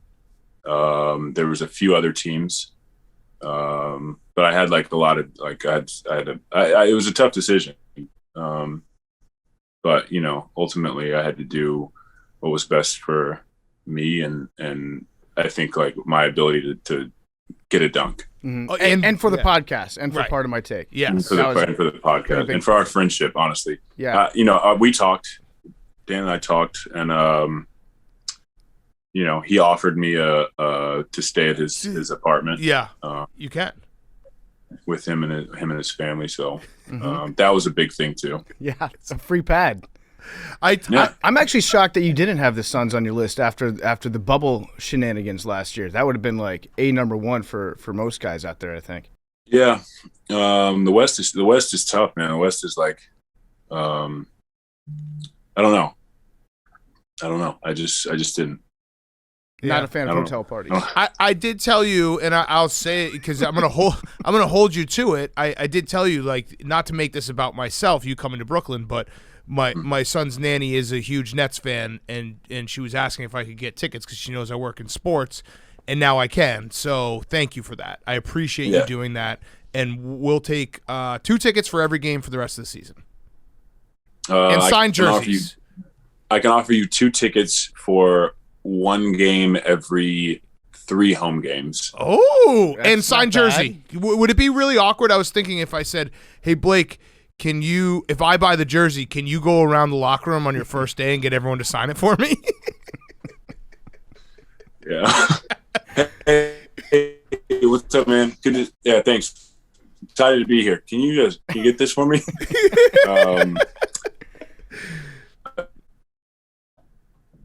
From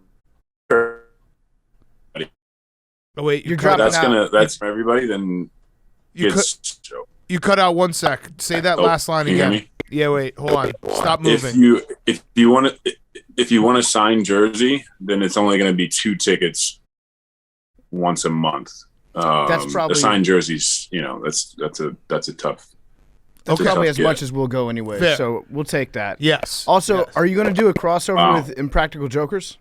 Maybe, yeah. Sal. I was going to try to name The them whole all. I gang, forgot. Sal, Q, Sal, and the other 3. Murr, the guys. Frankincense. Q, Murr, yeah. Yeah, the guys. The guys. All right, well, Blake, we'll let you go. Everyone watch Double Cross on True TV on Friday. Thank you. Good luck. We'll talk to you soon, though. You have to come back on before the playoffs. Of course. And let me know about the ticket. I think Dax is coming to the next home game, but Okay. All right, if cut you him guys, off. Cut him off. All right, Thanks, happy guys. birthday, man. Thank you. Blake of the Year, Blake Griffin, was brought to you by Norton 360 with LifeLock. It's truly amazing what they expect us to share online these days. Like, why do you need my location, my birth date, and mother's maiden name for everything? You don't know what they're going to do with it. You don't know who else is going to get to see it. And the truth is, no one tries to be unsafe online. But as we all know, every time we give up info and privacy, we might be giving up a little safety too. That's why everyone needs Norton 360 with LifeLock to help keep their digital life a little bit safer. It's got device security. You got a VPN to keep your Wi-Fi activity private. You have identity theft protection, all in one. And no one can prevent all cybercrime or identity theft. But thanks to Norton 360 with LifeLock, everyone can opt in to cybersecurity. So sign up now, save 25% or more off your first offer. head on over to norton.com/PMT. That's norton.com/PMT. Get 25% or more off your first year of Norton 360 with LifeLock. That's a huge discount when you go to norton.com/PMT. Okay, let's wrap up the show. Get everyone on their way for March Madness. I'm already excited. Sunday's show. I think we won't have a guest Sunday because we're going to do our classic. It's going to be similar to football Monday. We just have so many sports to talk about. My rhythm's going to be all thrown off because Sunday night I'm going to go to sleep, and then Monday I'm going to be like, wait, college basketball all day again. More college basketball. I am, now that we're in it, now that it's happened, I don't like it. Oh, wait. Breaking news. Okay.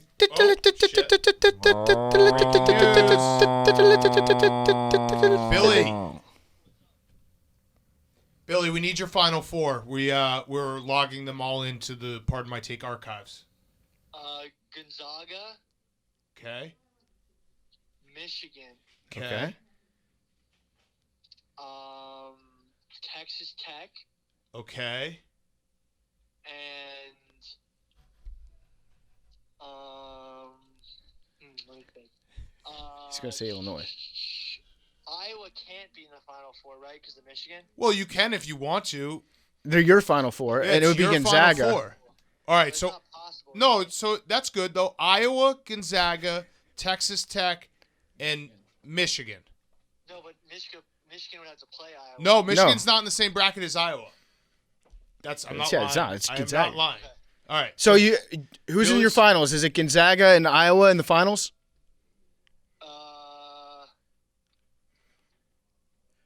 Yeah. Does that work? Yeah. Yeah. All right. So Gonzaga. Exactly. So Gonzaga, Iowa, Michigan, Texas Tech. That is your Final Four. Yep. All right. Actually, Michigan over Iowa. All right. Michigan over Iowa. Around Garza. Okay. All right. I like it. All Big Ten. I love it. All right. Thank you, Billy. Thanks, Love man. you. Do you need me for the show or? No, we're doing it right now. Okay, all good. All right. Okay. Bye. Thanks for asking. Three Can teams you- on the left Can side you of the tweet bracket. that right now from Pardon My Take, Hank or Jake? Yeah. Billy, breaking news: Billy's Final Four. We didn't lie to him. No. Michigan we and could have Iowa helped him are out. not We in could the have helped same- him out Yeah, a little we bit. could have, but that wouldn't be funny. I know this is Yeah. Billy. You don't want to change Billy. Yeah. The second Billy starts to get in on the joke, then it's all over. I mean, watch with like COVID, he ends up being right. Like watch an entire bracket gets like wiped out, and they're like, "Well, we got to pick two would from be the West incredible. now." Gonzaga and Iowa are both in there. Okay, Firefest of the week. PFT, you want to start? Yeah, my Firefest of the week is I got fished. I got hacked by Brogan Roback. So if I'm going to get my account information stolen, if I'm going to have somebody hack into my account and post whatever they want, I could have probably told you it would have been through a Brogan Roback related phishing scheme. But he DM'd me yesterday from his account, and I thought it was actually him because we've DM'd before. But he goes, "Hey, bro," and that's just how he started. So I was like, obviously this is pure Brogan. This is actually him. And I was like, sup. He told me he was running a shoe company and that he wanted to give me some shoes that I could wear and talk about. And so I was like, sure, you know what? Yeah, I'll wear the Brogan Roback ones. Send them to me. And then he gave me a link to click on, which I did. And then that link asked me to log into my Facebook account, which I did. And then a bunch of like Arabic writing flashed across my screen. Yeah. And I was like, this is not good, what I've just done. When you said that you clicked on a link, I was like, okay, anyone could have that happen. Probably not from Brogan Roback, but whatever. That makes sense. But then you were like, yeah, I went and I filled out all my passwords. Yeah. That was like, I had a moment where I was like, is PFT okay? Because that's like rookie ball stuff. I filled out. This is how excited I was to try on Brogan Roback's new select line of athletic wear. So yes, I filled out my password, all that information. Then I went back. I immediately started to sweat, and I was like, I've got to change all my information. I hit him back. I was like, hey man, that link looks a little sus. Are you sure this is you? He's like, what are you talking about? Yeah, it's me. Like the person that did the hacking did a very good job. Yes. And apparently other people got hacked via a Brogan Roback related phishing scheme too. Like a bunch of his former college teammates were tweeting about it today. Mm-hmm. So I wasn't the only one that did it, but I changed all my passwords, and I was like, this link does look suspect. I don't think that it's you, Brogan. He's like, oh yeah, it's totally me. Just give me your phone number. I'll text you pictures of the shoes. And I was about to give him my phone. I was like, yeah, that sounds no. scary. I was like, no, you give me your number and then he just went radio silent on that. Oh no. So yeah, I'm we'll see what happens. But if my account starts to tweet out just links to hardcore pornography like Albert Breer's did a few years ago, or Yep. James Brown's did. That was him just on UJIS. Yeah, little blonde bitch I'll find fucking it and for sucking her personal trainer, I think. Yeah. Actually, now would be the perfect time for me to just get a little loose with my direct links that I tweet out. Yes, I don't- absolutely. I've never really understood why porn websites have the tweet this video button right next to the video. Sexy little brunette bitch sucking and fucking her personal trainer's big cock. Yeah. That was yeah. James Brown That was- tweeted that out. James Brown, That's an 2016. all-timer. Sorry for anyone who's listening to this with their kids in the car. But that's Should've just a said that fact beforehand. but as whatever. to which way. I think. Wait, did I read that right? Can you read Yes, that for you me, did. Jake? No, Are you you did. sure? I don't think I pronounced Can you spell it cock out? right. How you No, Cock? C-O-C-K. It's there. Okay. All right. No. But yeah, I mean it's hilarious that you got fished by Brogan Roback. Yeah, if I had to pick a way to get my account hacked into, I'm glad that it was at least through Brogan. It's Yeah. very on brand. Also, people forget about the Albert Breer hacking that happened back in 2016, I think. He was like, Pornhub, thanks for letting me shoot the awesome anal scene with Ava Adams. Bert. I hate my job. I rather work as a porn star. Nothing would make me happier than if Chicory cummed a little more on my face. Oh my God. It is Bert. with a heavy heart I am to announce that Albert Breer passed away last night at 3:37 a.m. The cause of death is yet unknown. Amazing. Ugh, I want to be a gay porn star so bad. Cry face, cry face, cry face, cry face. It was an ultimate hacking. But yeah, so if my account goes haywire, it's not me. I got duped by Brogan Roback, and I honestly wouldn't want it any other way. Yeah. Yeah. By the way, I just got a DM that Mike Glennon might be at AWL, so we will try to get him on the Does show. he have any new athletic gear coming out? Mike Glennon? Any scarves? Oh, I don't know. Neck warmers? Yeah. Shoes? Shoes, yeah. No, this was a tip. No one asked me to click on a link. I don't click links. All right, Hank. I don't have a Fire Fest. It's March Madness, best day of the year, There we best weekend of go. the year. Hank. If I did have one, I mean, we don't really have real jobs. It doesn't affect us as much. I do feel bad for the people that are going to have. There's going to be a lot of people with some rough Mondays. Yeah. Yeah. Honestly, this is the perfect time of year to just quit your job. I had some friends that did that for a couple years. They would just get a job and then they'd quit it for March Madness through the Masters every year. And then it was actually the Hard Factor guys. And then they'd go back on the job hunt in like mid-April, late April. It worked out well for them. The Monday really is gonna fuck people really bad. And I was thinking about it more like Saturday's gonna be so bizarre because Saturday was always the day that you had 2 days straight of just chaos, and then you had that like nice little Saturday morning where the games don't start till like 12:30 or 1 o'clock, and you ease your way into it. Now it's just Saturday is just we're gonna get blitzed again. All day. Fuck. Hank, I've got a Fire Fest for you if you want one. Okay. I didn't want to tell you this on Wednesday night, but I won another game of Warzone. Wow. Oh, in your face. Solos. In your face. After we got a couple dubs with Billy, I said I was logging off for the night. I played one game of solos, got another dub. Wow. So I mean, I'm happy for you. I've never won a Souls game myself, so that I was makes me going to feel ask you bad. if but you I had still haven't. not ever won. No. one. He hasn't. Never have. He has not. And Jake. You've been playing for a Yeah. while. So with the A whole year. NFL media news, also one thing I omitted that's important. ESPN and ABC is now in the Super Bowl mix. 2026. Is this your Fire Fest that you No, no, admitted no. that? No. Oh. I mean, that could be. Yeah. But I think the end is near for Alan Chris because NBC What? signed Oh, 'cause Drew Mike Brees, Mike Tirico. Tirico. Which is bittersweet because a fellow Syracuse alum. I got it's a hot awesome. take. I don't think Drew Brees is going to be that good in the booth. He might not be. Well, he's not going to be in but- the booth immediately, right? No, but if what Jake is saying ends up being true, I am not. There's going to be a wave, and we saw it with Jason Witten. There's going to be a wave of people being like, and as much shit as we give Tony Romo, he's objectively good. Yeah. Our problem with Tony Romo is just that he just like Bukkake's weird noises into our ears at random times. I also think our problem with Tony Romo is a problem with ourselves. Correct. Where it's like we have to find something that's Correct. wrong with everybody to laugh He's at and to joke about. objectively- He's yes, objectively very good. Very good. Drew Brees, you're right. I think he's kind of got a little bit of that Jason Witten. He's kind of a robot. Right, exactly. Drew Brees I don't- I've never cheesed once watching Drew Brees give a press Right, conference. Tony Romo. Even when Tony Romo was playing, like, he had a personality. I don't think Drew Brees has a personality. Yeah, he's never done anything cool like gone to Cabo before a playoff Like, game. it's not a knock on him. It's just. I don't think he's. Yeah, I would sell all my stock on Drew Brees being good in the booth. Also, with the rib injuries, his lung capacity is an issue. Yeah. You Regardless, might get it'll be winded sad pretty that easily. we won't have Alan Chris much longer.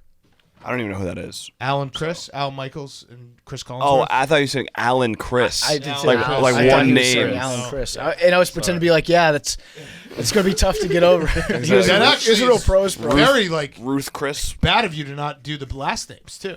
Fair. What are you- but what are they, Carrie your- what are Underwood they, your isn't she say like friends? Sunday Night with Alan Chris or something? Isn't that in the song? I don't know. You're a big. And they're the J. best on TV, according to Carrie Underwood. Yeah. Exactly. But yeah, you should have said Mr. Michaels and Mr. Collins. Like, this guy called the Miracle on Ice, Jake. It's true. Fair. Have He's some not respect. Spal. Okay, But although Alan Chris would be a great name for a generic sports broadcaster. Yeah, Yeah. That might be I might create a burner. All right. Chris. Apologies. All right, my Firefest is. It's not that the Bears signed Andy Dalton. It's just the memes that get sent around and I get tagged in. Pretty much my mentions are just one long shitting on the Bears meme for like 3 days straight. So I had to put out the public service announcement that I did see the Wheel of Fortune one. It doesn't even fucking make sense because the N is used in the Wilson. It's O-N, and then it's not used in Andy. So it doesn't make sense. Doesn't make sense at Doesn't all. Because make if you already sense. guessed, they Yeah. give you RSTLNE. Correct. Yeah. So fix your fucking memes. I'm not mad Also, about it. wait. Let me So pull mad up. about Let me it. pull up this meme real quick. I'm so mad about it. Don't stop sending it to Big Cat though. It's really Stop been sending it hurting to my him. feelings It's a not lot. funny. And everyone's like, "Oh my god, look how funny this is." I like the one where it was Andy Dalton with Russell Wilson's hair. Yeah. Did you see the video of Russell Wilson riding his Peloton wearing an A oxygen Bane mask? Yes, yeah. Jesus he Christ. looked lame. He looked limited. so lame. He looked very limited. such a lame-o. Let me pull up this meme real quick here because there was something else that Jake's was wrong got with it the if you Wheel of wanna show it to Fortune. him. Jake's got it right there. Okay. It's just yeah. a So stupid, so like, have here's it the be problem. right. Big Cat, here's the problem. Right off the bat, RSTLNE is given to you all the time. Right. No, that's there. only in the bonus round. The real puzzles. No, that is Jake. That's a bonus round puzzle right there. Yes, that's a bonus Oh. round. So R should be there for Russ. Yeah. Yeah. And the whole thing doesn't make sense. It's stupid. Stop sharing it. That was a bad and the that was S a in mistake Sun. by me. Terrible All right, meme. Let's guess numbers. I got the generator right up. 27. 18. 99. 8. I'll do 69. 69. Yeah. Oh yeah, I gotta take It might advantage. also be. No, Oh, I this- can't. I can't guess two. What? Okay. No, I can't. 19. Oh, so close. Damn. It's a pretty good one. Did you have 19? No. This would be like, can we all agree that if anyone guesses it on the road, it's like a half a guess? Yeah, it doesn't really count. It's not a full share of a win. It's like a half a win. like you winning on another podcast. Right, that didn't count. That was Yeah, a half a that's win. an exhibition. Right. It was just exceptional that it was 2 in a row. But yeah, I don't take claim as a 2-time winner. No. Animal fact of the day: a pig's orgasm lasts 30 minutes. Good job, Billy. Love you guys.